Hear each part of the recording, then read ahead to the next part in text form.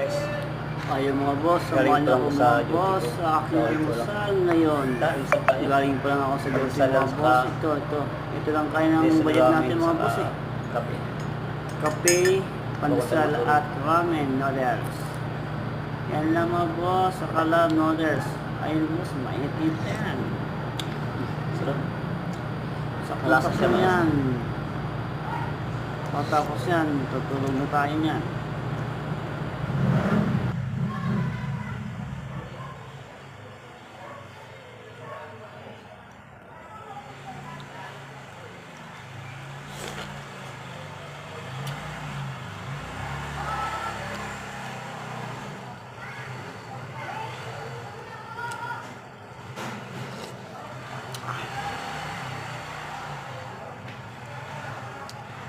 Buso-uso pa.